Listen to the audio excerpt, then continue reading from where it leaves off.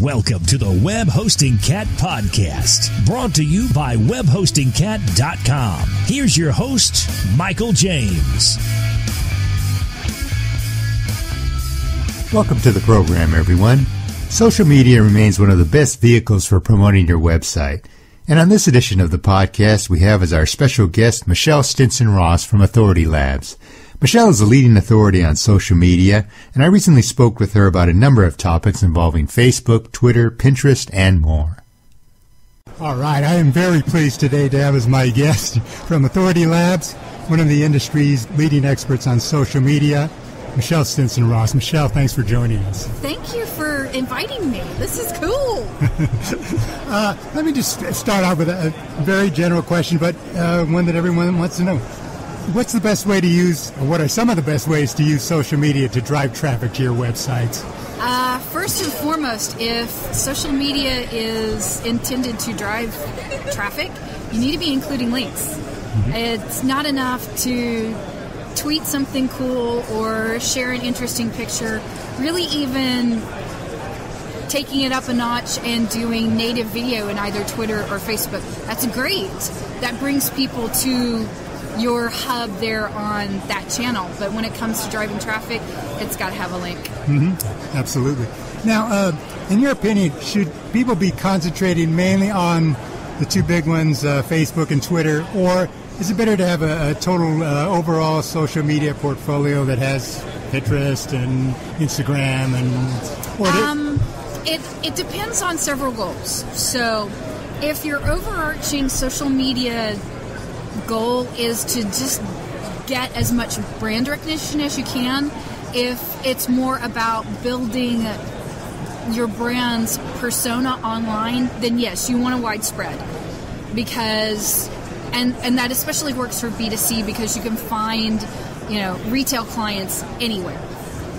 Having said that, that gets you the broadest brushstroke overview that helps with brand recognition. When it comes to deeper, more meaningful customer relationships and true brand authority, you really need to drill down into the 1, 2, maybe 3 channels that your customers love best. That might be Facebook and Twitter. That might be LinkedIn and Google+. It might be Periscope and Instagram. It depends on who your customers are and where they really want to hang out and really want to engage. Mm-hmm. So, depends on what you want. Do you want broad brushstrokes where everybody knows your name, or do you want friends that come and hang out all night with you? No, it's interesting. You mentioned Google+, and I've heard different things from different people about it's still good or it's not really worthwhile. What's your opinion of Google+ at this point? Google+ is a little bit tricky. Number one, it is fantastic if your niche happens to live on Google+. For instance, for those of us here in the digital marketing industry, there is a very, very vibrant and active community on Google+. Bar none, if you're in this industry, you should be involved in Google+. Having said that, beyond those niches of interest in Google+, it's like anything else. You might be better served on Pinterest than Google+. You really need to make sure you know your audience. Mm-hmm. But the flip side of that is, so long as it's there, and so long as businesses can have a Google+ presence, we don't know whether Google might retire it or not. I do have to leave that as a caveat. But there is at least some value in how quickly a page gets indexed if it's been shared on Google+. So if you absolutely need it to be indexed quickly and start ranking quickly, then you kind of need that Google+ tool in your back pocket. We're talking with Michelle Stinson-Ross from Authority Labs. Michelle, are there certain types of social shares that are more valuable than others? A retweet or a Facebook share? Or are they basically equal in value in terms of promotion? Again, a lot of that has to do with where your audience already is. If you are a B2C company and you have a huge presence with, say, moms with toddlers at home, then that Facebook share is probably very, very valuable to you. I'm not saying that stay-at-home mommies are the only ones on Facebook, but we know that lots and lots of moms share their life, their kids on Facebook. They are constantly asking other moms about what's the best this or what's the best that.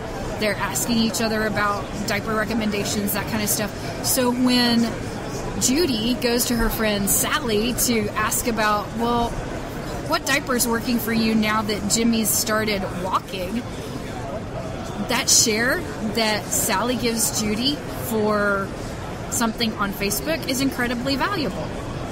Having said that, at the same time, if your audience is on Twitter, that retweet becomes really, really valuable, especially if what you're sharing, what you have to put out there is more news related, more real-time related.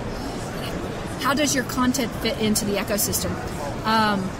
If you need to drive traffic quickly, you might want shares on retweets rather than a Facebook share that might take a long time to really come to fruition. Gotcha. How often should you post on social media? Is it okay to retweet the same thing multiple times per day? Do you have a certain guideline? Absolutely, yes. Think about it. First of all, that tweet is only 140 characters anyway. And depending on how active your audience, I'm sure you've seen Twitter feeds that absolutely roll by faster than you can read them. Absolutely. The amount of time that one little tweet stays in front of some people's face might just be shorter than the snap of a finger. So absolutely it is worthwhile to tweet that thing over and over and over throughout the day. If you've got a large audience, most likely that audience is spread over a wide geographic area and they're not all even going to be on Twitter at the same time. You need to get into the habit of, especially on Twitter, sharing things over and over across the length of the day because you're going to hit a different pocket of your audience every time you share. Now, what are some of your favorite tools working with social media? Do you like Hootsuite? I like Hootsuite. It's not my go-to right now, but that's because I'm willing to put a little bit of money behind what I'm doing, and I really love Sprout Social. Okay. I love Sprout Social for its reporting as well as its campaign-type aspects of sharing across multiple channels. For Twitter in particular, though, I really, really like TweetDeck. It's been around forever. It doesn't do a lot of things, but what it does it really, really well. So in comparing what I might use Hootsuite for, I would prefer to use TweetDeck when it comes to Twitter. And then I also like Buffer for just curation and sharing. So those are some of my favorites. Okay, great. Everybody always wonders what's the next big thing going to be.